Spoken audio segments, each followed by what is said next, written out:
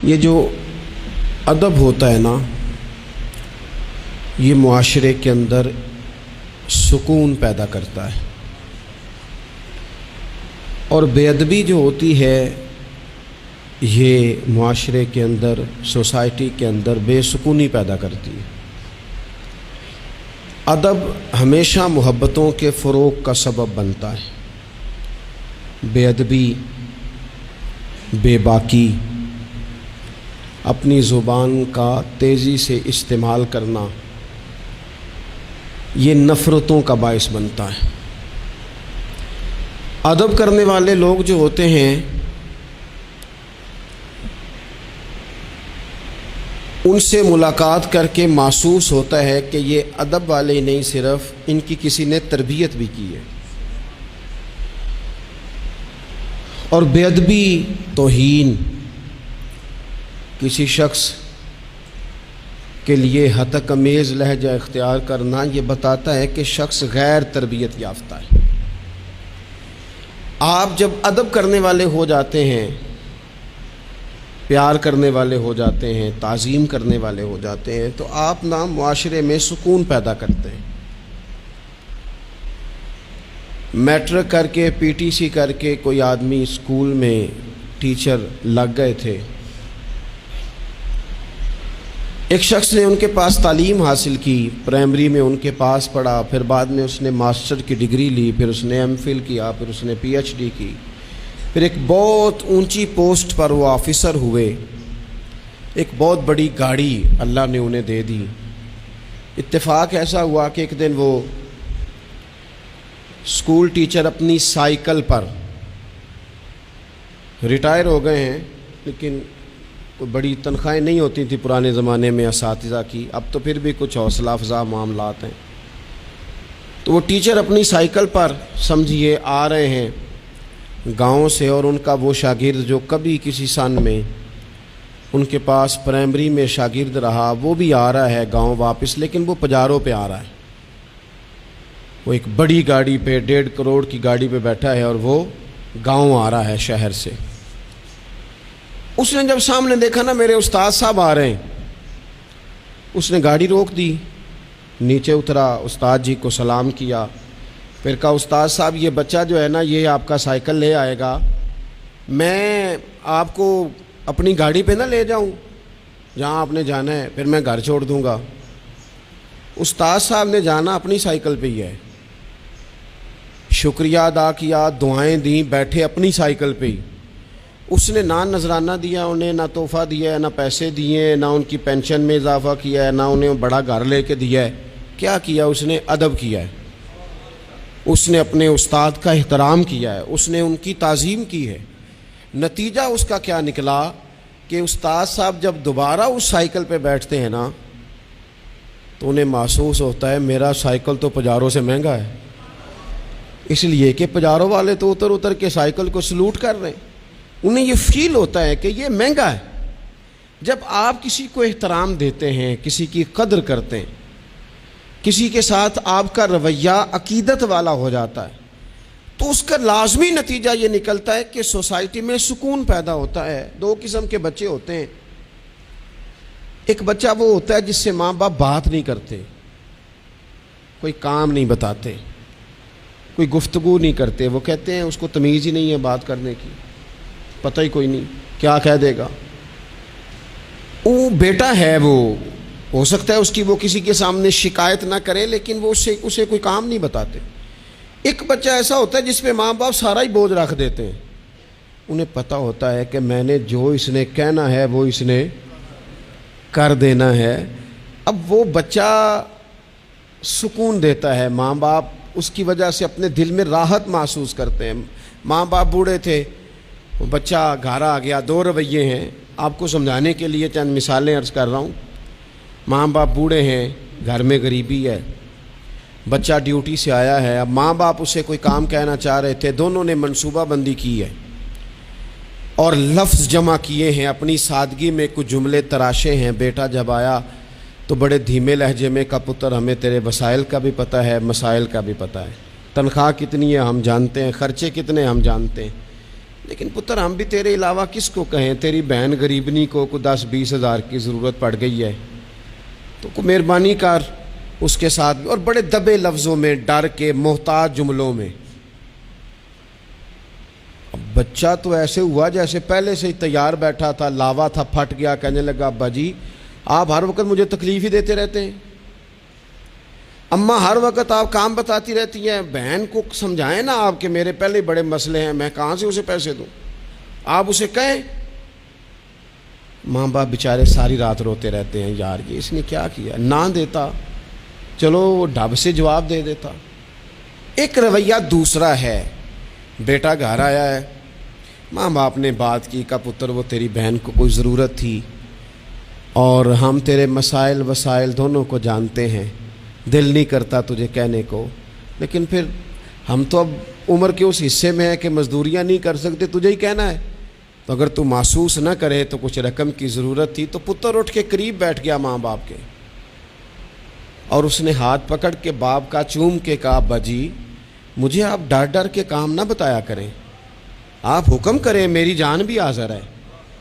یہ 20,000 کی کیا بات ہوئی، آپ جتنے کہیں گے میں بندوبست کروں گا، اور بہن کو بھی آپ یہ کہیں کہ وہ ڈرا نہ کرے، وہ اس گھر کے حصے دار ہے، یہ اس کا میکا ہے، یہاں تو فخر سے آ سکتی ہے، ناز سے آ سکتی ہے، اسے کو جب آئے گی دروازہ کھلا ملے گا، جب آئے گی بھائی کی شفقت ملے گی۔ بہن نے بھائی پہ ناز نہیں کرنا تو کس پہ کرنا ہے؟ روئیں گے اس کے ماں باپ بھی ساری رات ہی، پر دعائیں دیتے روئیں گے، روئیں گے، ان کا بھی تکیہ بھیگ جائے گا، پر ساتھ وہ یہ کہیں گے یا اللہ اس طرح کی اولاد سب کو عطا کرنا، یا اللہ دیکھنا اس بیٹے کو کبھی تیز ہوا نہ لگے۔ آپ جب بے ادبی کرتے ہیں تو تکلیف ہوتی ہے، اور جب ادب کرتے ہیں، جب آپ اکرام کرتے ہیں، جب آپ کے لہجے کے اندر خوبصورتی ہوتی ہے۔ میں سیکھنے والا ہر جگہ سے سیکھتا ہے نا، ایک دکاندار سے میں نے ایک بات سیکھی، ایک دن میں ان طالب علموں کو بتا رہا تھا، آپ کو بھی عرض کرتا ہوں۔ دکاندار سے ایک میں نے بات سیکھی، ایک صاحب دکاندار کے پاس آئے تو وہ چیز مانگی، تو اس صاحب نے وہ چیز دکھائی تو کہنے لگے تسی ردی رکھ دے ہو، جو کچھ بھی رکھ دے ہو سب تو نکما تواڈے کول ہی ہوندا ہے، ہر شے بری تم سے ہی ملتی ہے۔ اور چہرے کے اثرات بھی اس طرح کے تھے کہ سامنے والا لاڑی پڑے، اور وہ دکاندار ہنس پڑا، اور اس نے ہنس کے بڑے خوبصورت انداز میں کہا پاجی لینا دینا تے مقدراں دا ہے، بولو تے ٹھیک نہ، وہ لینا دینا تے نصیباں دا ہے، ذرا بولی تے ٹھیک کرو، تہاڈی بولی نہیں ٹھیک۔ تو وہ شخص نا تھوڑا سا صحیح بولی تو اس نے نہیں کی، لیکن وہ تھوڑا سا نا اس پہ اثر ہوا، اس کے چہرے پہ ایک نہ ماننے والی شرمندگی بھی ہوتی ہے، بندہ شرمندہ ہوتا ہے پر ماننے کو تیار ہے، ایک نہ ماننے والی شرمندگی چہرے پہ آئی۔ تو آپ جب ادب کے دائروں میں رہتے ہیں، جب آپ کا تعین اس طرح کا آپ اپنی زندگی میں طے کرتے ہیں کہ میں نے بے ادب نہیں ہونا، اور سامنے والے کا لہجہ بے ادبی والا ہو بھی تو نہیں ہونا، تو پھر آپ کچھ اور بن جاتے ہیں۔ میرے رسول پاک صلی اللہ علیہ وسلم نے ادب کی تلقین ان لفظوں میں کی کہ اس تلقین میں تاکید بڑی پائی جاتی ہے۔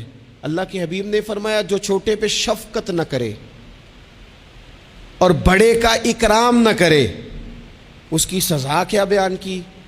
فرمایا من لم یرحم صغیرنا ولم یؤکر کبیرنا، جو رحم نہ کرے ہمارے صغیر پر، اکرام نہ کرے ہمارے کبیر کا، ہمارے بڑے کا، اس کی سزا کیا ہے؟ فرمایا فلیس منا، وہ ہم میں سے ہے ہی نہیں، ہمارے میں سے نہیں ہے وہ۔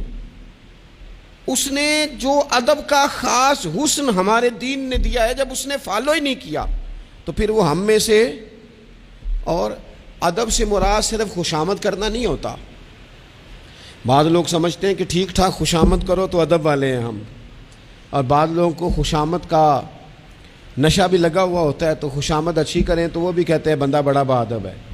میں اکثر کہتا ہوں ہاتھ چومنا بھی ادب نہیں، ادب تو یہ ہے کہ آپ کسی کا جب بھی ذکر کریں خیر کے ساتھ ہی کریں، آپ جب بھی کسی کے بارے میں آپ بات کریں تو آپ کے رویے سے ادب چھلکے، خالی جھک جانا تو یہ تو بھائی مطلب کے لیے بھی بعض اوقات ہو جاتا ہے، اس کی کوئی ضرورت نہیں، کوئی اس کی حاجت نہیں۔ بہت سارے لوگ ایسے ہیں جنہوں نے ہمارے کبھی ہاتھ نہیں چومے، لیکن ہمیں صحیح طرح پتہ ہے کہ جو کہیں وہ مانتے ہیں۔ نیرا ہاتھ کا بوسہ لینا اور نیرا جناب سلوٹ کرنا اور سامنے آنا تو کہنا بلے بلے، اس سے بعضوں کا تکلف پیدا ہوتا ہے، مزاج کے اندر بعضوں کا شدت پیدا ہوتی ہے، اس کی ضرورت نہیں ہوتی۔ ادب ہمیشہ، اور ادب کے بڑے دائرے ہیں۔ اب صحیح بخاری میں حدیث ہے، استادوں کے مقابلے میں مسئلہ نہیں بتانا چاہیے، یہ بھی ادب ہے۔ آتا بھی ہو تو نہیں بتانا، بڑے بیٹھے ہوں تو کسی کو نصیحت نہیں کرنی چاہیے، یہ بھی ادب ہے۔ صوفیاء تو یہاں تک فرماتے ہیں کہ شیخ بیٹھا ہو تو تسبیح نہ چلاؤ، وہ تمہیں نصیحت کر رہا ہے، تم تسبیح چلا رہے ہو، تم اسے بتانا چاہ رہے ہو کہ میں تو نیک آدمی ہوں، تو باتیں کر رہے ہو میں اللہ اللہ کر رہا ہوں۔ ادب کے جو معیار دین نے طے کیے ہیں ان کو آپ دیکھیں، اپنے بزرگوں کے سامنے آپ کو مسئلہ آتا بھی ہے تو نہ بتائیں، آپ ادب کا ماحول بنائیں، آپ کی طبیعت ادب والی ہو، ذوق ادب والا ہو، مزاج ادب والا ہو۔ حضرت عبداللہ ابن عمر، یہ صحیح بخاری میں حدیث ہے، حضرت عبداللہ ابن عمر رضی اللہ تعالیٰ عنہ کہتے ہیں میں نبی پاک علیہ السلام کی بارگاہ میں حاضر تھا اور کبار صحابہ بیٹھے ہوئے تھے، بڑے بڑے جید لوگ، کہتے ہیں بڑے بڑے اکابرین صحابہ بیٹھے تھے، تو حضور نے سوال پوچھا۔ نبی پاک علیہ السلام نے فرمایا بتاؤ وہ درخت کون سا ہے جس کی مثال مومن کی طرح ہے، جو پھل زیادہ دیتا ہے، محبت زیادہ کرتا ہے، کون ہے جس کی مثال مومن کی طرح ہے؟ حضرت عبداللہ ابن عمر فرماتے ہیں کہ مجھے پتا تھا کہ کھجور کا درخت ہے، یہ صحیح بخاری ہے۔ او دوستو سننا بھلا میں کیا کہہ رہا ہوں، فرماتے ہیں مجھے پتا تھا کھجور کا درخت ہے، پر چونکہ ابو بکر صدیق بیٹھے تھے، چونکہ عمر فاروق بیٹھے تھے، چونکہ عثمان غنی بیٹھے تھے، چونکہ مولا علی بیٹھے تھے، چونکہ بڑے بڑے اکابرین بیٹھے تھے اور میں تھا بچہ، فرماتے ہیں جواب آتا بھی تھا تو میں نے اس لیے نہیں دیا کہ میرے باپ بیٹھے ہیں، میرے چچا بیٹھے ہیں، ان کے ہوتے ہوئے صلاح دوں، ان کے ہوتے ہوئے میں بات کروں؟ فرماتے میں نے بتایا نہیں، لیکن جب کسی نے نہ بتایا تو حضور نے خود فرمایا وہ کھجور کا درخت ہے، فرماتے ہیں میرے دل میں خیال آ گیا کہ میرے ذہن میں جو جواب تھا بالکل ٹھیک تھا، دیا کیوں نہیں، بتایا کیوں نہیں؟ جواب آتا تھا پھر بھی نہیں بتایا، اس لیے کہ بڑوں کا ادب قائم رہے، بڑوں کا مزاج قائم رہے۔ لیکن یہاں تو بھائی استادوں کے ہاتھ سے 1 منٹ میں نکل جاتا ہے سارا کچھ۔ شاگرد کہتا ہے میں بتاتا ہوں نا استاد جی تو گوگل چلاتے نہیں، اور میں تو گوگل کا مفتی ہوں پورا، میں نے تو مسئلہ نکال بھی لیا ہے، میں ابھی میں نکال کے دیتا ہوں۔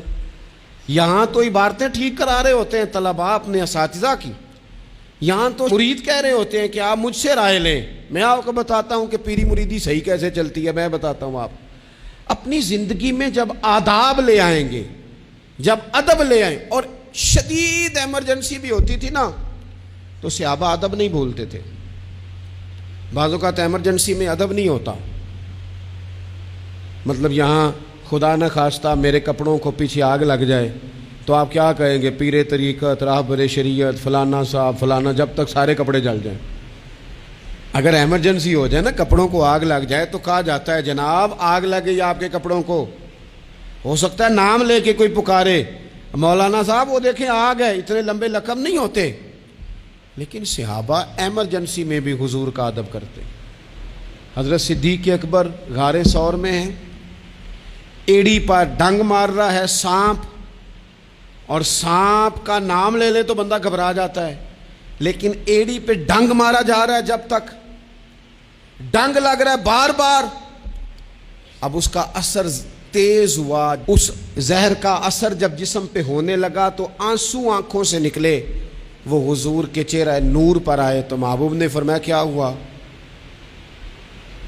کہنا چاہیے تھا نا سانپ سانپ سانپ سانپ، پر حضرت صدیق اکبر ادب نہیں بھولے، کہنے لگے فدا کا ابی و امی یا رسول اللہ، حضور میری ماں بھی قربان، حضور میرا باپ بھی قربان، فدا کا روحی و قلبی یا رسول، حضور میرا دل بھی قربان، حضور میری روح بھی قربان، یا رسول اللہ وہ سانپ نے ڈس لیا مجھے۔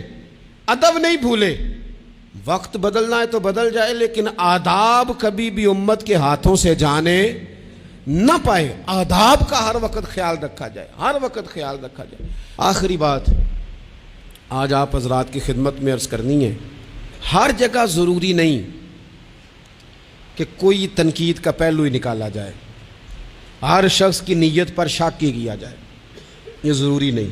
ایک ذہن بنا لیں، جو بھی رسول اللہ صلی اللہ علیہ وسلم کی بات کرے، عقیدہ اس کا ٹھیک ہو، دین کی بات کرے، قرآنی تعلیمات کی بات کرے، وہ کوئی ہو، کوشش کریں کہ جو خیر کی بات ہو اس میں خیر کے ساتھ سپورٹ شروع کر دیں. ہم نے بہت زیادہ جو گروہ بندی شروع کر دی ہے، اس سے تھوڑا سا اپنے آپ کو اوپر لے کے آئیں. اقبال بار بار روتے تھے، کہتے تھے فرقہ بندی ہے کہیں اور کہیں ذاتیں ہیں، کیا زمانے میں پن پنے کی یہی باتیں ہیں. کہتے تھے کیا اس طرح ہم آگے جائیں گے، کبھی برادریوں کے بت اور کبھی جماعتوں کے بت. تھوڑا سا نا اپنے ذہن کو بڑا کریں، اور دین کی بات آپ کو لگے صحیح کہ بندہ کچھ ٹھیک ہے، آپ نے بندے کی سپورٹ کرنی ہے کہ دین کی بات کی سپورٹ کرنی ہے. کوئی بھی کسی بھی رنگ میں جب حضور کا تذکرہ کرے، وہ حضرت ابراہیم علیہ السلام نے سنا تھا کہ وہ کماد کے کھیت سے، گنے کے کھیت سے کوئی اللہ اللہ کر رہا ہے، تو حضرت ابراہیم پہنچ گئے، اور فرشتہ تھا انسانی شکل میں، فرمایا رب کا نام پھر سنا. اس نے کہا میں سارے اونٹ لے لوں گا. فرمایا تو نام لینا تو اونٹ سارے ہی تیرے. پھر تھوڑی دیر کے بعد چپ کر گیا. حضرت مفتی احمد یار خان صاحب رحمۃ اللہ نے اس کو لکھا ہے. دوبارہ سنا تو کہنے لگا ساری گائیں لے لوں گا. فرمایا ساری تیری ہوئی، نام دوبارہ سنا. نا علماں وچ پھسا سانو، تو یار دی گل سنا سانو. اس سارا کچھ دے دیا. تو فرشتہ عرض کرنے لگا مالک یہ تو تیرے نام کے سچے عاشق ہیں، یہ سچے دیوانے. تھوڑا سا نا اتفاق کرنے کی کوشش کریں، اپنے آپ کو تھوڑا بڑا کر لیں، میچور کر لیں. جب لوگ انسانوں کی بجائے نظریوں کو سپورٹ کرنے لگ جاتے ہیں نا، ہم شخصیات کے نہیں نظریات کے قائل ہیں. جب نظریات کو ہم سپورٹ کریں گے، دین ایک نظریہ ہے، اور نظریے کی سپورٹ کبھی نہیں چھوڑنی چاہیے. نظریہ ہمیشہ نظریہ ہوتا ہے. جٹ ہو کے، بٹ ہو کے، ارائیں ہو کے، فلاں ہو کے، فلاں ہو کے بڑا جی لیا. اب کچھ مسلمان ہو کے بھی تو جینا چاہیے کہ نہیں؟ یار صحیح بتاؤ، کبھی اپنا تعارف بتایا ہے کہ ہم رسول اللہ کے غلام ہیں؟ یہ بھی تو تعارف ہے نا ہمارا، یہ بھی تو بتانا چاہیے. آپ کون ہیں جناب؟ کہتے میں تو گجرانوالہ کا رہنے والا ہوں. آپ کون ہیں جناب؟ میں تو جناب گجرات کا ہوں. بھئی آپ یہ کہیں میں رسول اللہ کا غلام ہوں. حضرت سلمان فارسی سے کسی نے کہا نام بتائیں، کہنے لگے میرا نام اسلام ہے. کہا آپ کے والد کا نام؟ کہنے لگے اسلام. کہا دادا کا نام اسلام. پوچھتا جاتا آپ اسلام بتاتے جاتے. اس نے کہا جناب یہ کیا بات ہوئی؟ فرمانے لگے میرا سارا کچھ ہی میرا دین ہے. یہیں سے بات شروع ہوتی ہے اور یہیں پہ بات ختم ہوتی ہے. کچھ کبھی کبھی حضرت سفینہ ایک صحابی ہیں، جنگل میں رستہ بھول گئے تھے تو سامنے شیر آ گیا. تو شیر نے جب منہ کھولا تو پتہ ہے حضرت سفینہ کی زبان سے کیا نکلا؟ کہنے لگے او شیر ذرا خیال کرنا میں رسول اللہ کا غلام ہوں. اس مقام پہ بھی یہی نکل رہا ہے کہ میں نبی پاک کا غلام ہوں. ایمرجنسی میں بھی جب کہا میں حضور کا غلام ہوں تو شیر نے دو میں لانی شروع کر دی، قدم چومنے شروع کر دیے. شیر پیچھے ہٹ گیا. تو آپ کی زبانوں پر یہ بات جاری ہو کہ ہم نبی پاک صلی اللہ علیہ وسلم کے غلام ہیں. اللہ تعالیٰ مجھے اور آپ کو عمل کی توفیق عطا فرمائے.